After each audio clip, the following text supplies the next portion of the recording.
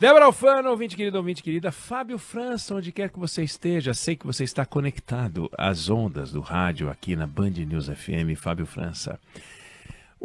Se a gente pegar dois estados brasileiros, Débora, Pernambuco e Santa Catarina, Nordeste e Sul do país, mais ou menos o mesmo tamanho de área, me refiro à área. Para os padrões brasileiros, não são estados com extensão territorial que impressiona, porque você tem Mato Grosso, você tem Pará, você tem o Amazonas, né? Amazonas. Mas se você for para a Europa, você vai ver que Pernambuco e Santa Catarina são territórios de respeito em área, porque eles são maiores do que 32 dos 50 países europeus, quer dizer, é bastante, né? Santa Catarina e Pernambuco têm uma economia muito diversificada. Nenhum dos dois é conhecido por ter uma riqueza mineral muito importante. Tem carvão mineral em Santa Catarina.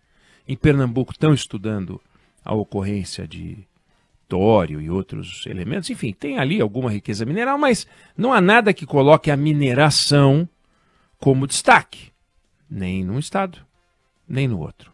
Agora, vamos imaginar, por hipótese, que Santa Catarina ou Pernambuco tivessem um subsolo riquíssimo.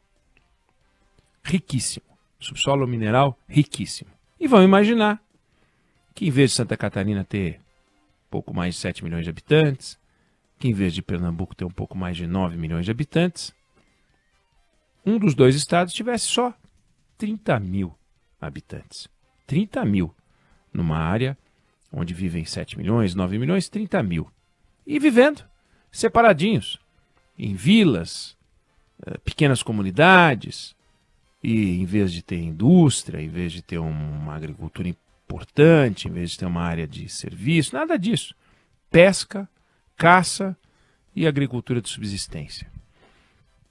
Com detalhe, nada de polícia, nada, não, sem proteção nenhuma.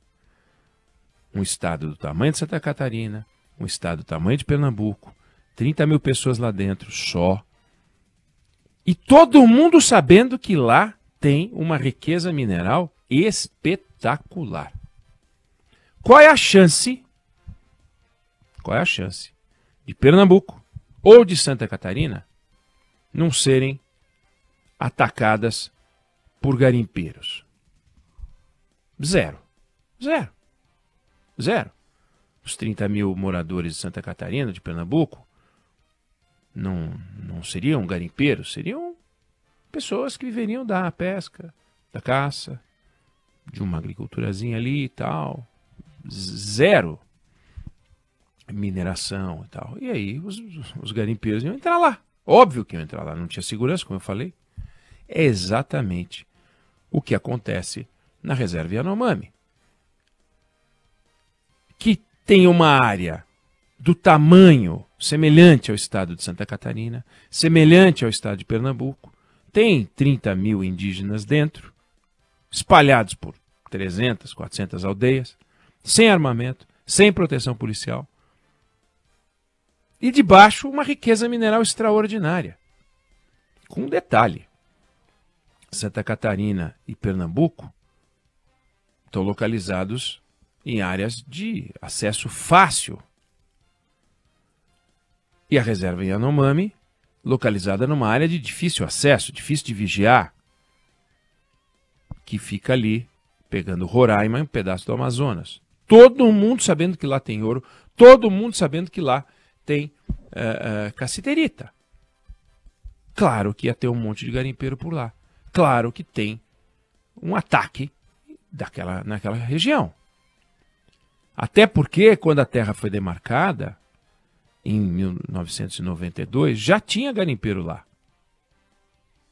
E quando você demarca um espaço desse tamanho, olha o tamanho que tem esse espaço, para uma etnia indígena, obviamente, você não pode dar por encerrado o trabalho no momento em que você assina o decreto de demarcação e estabelece os limites geográficos da área da reserva Yanomami, porque a demarcação, que é de 1992, era o início do trabalho governamental, não o fim, porque sem a demarcação você teria o garimpeiro, você teria o indígena, e você faz a demarcação para separar e dizer aqui só entra os indígenas. Então aí que inicia o trabalho governamental, separar um do outro, evitar a invasão.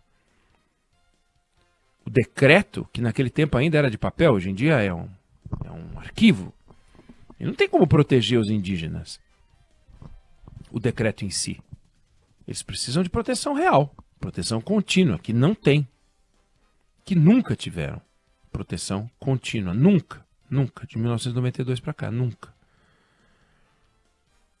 E imagina, então, seria Pernambuco e Santa Catarina sem proteção nenhuma. Então, os indígenas só vão ficar mais seguros se o governo de fato fizer o que está dizendo que agora vai fazer, que é coordenar a adoção de um conjunto de ações contínuas e integradas pelos vários departamentos e áreas do Estado brasileiro, que não fez, mas disse que vai fazer.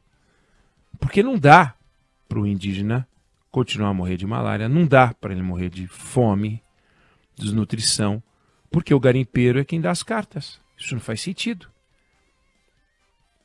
E ficou meio que mais ou menos como sempre esteve. No começo, o garimpeiro era um bicho diferente do garimpeiro de hoje. É preciso que se diga.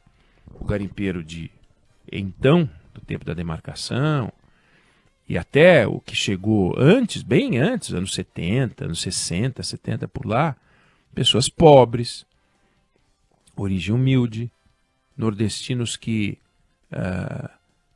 não tinham muita alternativa e iam para lá, bateia na mão e vamos pegar um ouro ali para ver o que dá. Era uma coisa descoordenada e virou uma atividade coordenada por crime organizado.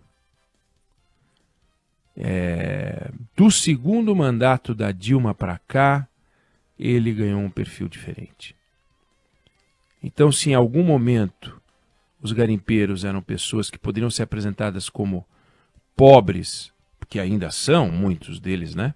Pobres, de boa renda, com o trabalho do garimpo, mas pobres, jornadas de 12 horas, ou mais do que isso, crianças, mulheres, todo mundo trabalhando, não tem nenhuma regra, nada, mas por cima deles hoje o crime organizado, que passou a agir muito forte na região amazônica, a força das facções.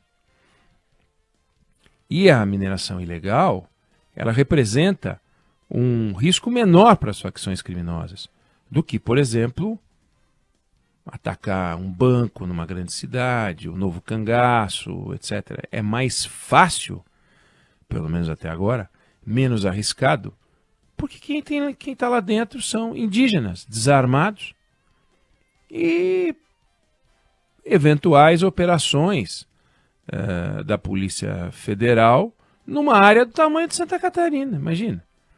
Aconteceram várias operações, tanto que a Polícia Federal conseguiu apreender nos últimos meses, né, 30 aeronaves, 90 geradores de energia, mais de 80 motores, dezenas de motosserras, dezenas de barcos, arma, munição. Só que isso não resolve, porque o garimpo ilegal sabe que isso tudo está no preço, e o garimpo ilegal sabe, os criminosos, a hora de fugir, vão para a Venezuela. A hora de voltar, porque o garimpo ilegal é uma força poderosa, virou uma força poderosa. As facções, elas conseguem colocar equipamentos cada vez mais caros no meio da mata e recrutar pessoas sem muita alternativa e que topam trabalhar dessa forma enlouquecida em troca de um dinheiro que eles não vão ganhar em lugar nenhum, a não ser trabalhando para o crime organizado. A lógica que vale para as drogas também. E essas operações, do jeito como elas são feitas, lembra muito, e nós falamos aqui na semana passada, as ações sobre a Cracolândia de São Paulo. Você pega a Cracolândia de São Paulo, quantas e quantas operações policiais foram feitas para limpar aquela área. Aí você limpa a área, espalha os dependentes, que depois que as coisas se acalmam, voltam a se agrupar. O mesmo aconteceu com os garimpeiros. Ah, mas não tem tanto garimpeiro quanto já teve. De fato, não. Aliás, teve períodos em que não teve garimpeiro. Os 4, 5 primeiros anos depois da demarcação, tinha ali, um aqui, um ali, mas não era um problema. Não era um problema. Logo depois da demarcação, ali, os primeiros anos. Depois começa a voltar, 2016, 15, 16, então os últimos anos da Dilma, governo Temer, governo Bolsonaro, quando chega no governo Lula, o negócio está no auge. 20 mil garimpeiros lá dentro. Agora, não dá para saber, né? Os dados são, ninguém faz um censo, mas tem gente que diz que tem menos da metade. Mas tá lá, estão agindo. Então o Estado só tem uma chance de vencer. Os indígenas só têm uma chance de vencer. O Brasil só tem uma chance de vencer essa guerra. Que é o Estado entrar lá e lá ficar. E quando a gente fala o Estado entrar lá e lá ficar, é Marinha controlando rios, é Aeronáutica controlando espaço aéreo, é o Exército em solo e a Polícia Federal nas operações, além, é claro, Ministério da Saúde, Ministério Público, Poder Judiciário. Hoje em dia, são transportados em caso de emergência os indígenas para Boa Vista, mas é complicado. É complicado. Cada vez que tem um indígena passando muito mal, vai um helicóptero na região, pega, aí o avião vai para Boa Vista. Olha o custo disso. Olha a forma improvisada como as coisas estão sendo feitas. É algo que precisa mudar. A ministra Sônia Guajajara diz que vai mudar, a ministra Marina Silva diz que vai mudar, o governo Lula diz que vai mudar. Agora, é o seguinte, o Estado deu aos indígenas o direito a uma terra inexpugnável. Isso está previsto na Constituição brasileira e isso foi estabelecido num decreto, foi feito, está lá, está lá. É uma área incrível, muito grande, como eu dei os exemplos aqui, Santa Catarina e Pernambuco. Agora, se o Estado deu aos indígenas o direito a uma terra inexpugnável, agora precisa entregar. Já deveria ter entregue. E para entregar, precisa entregar e precisa manter.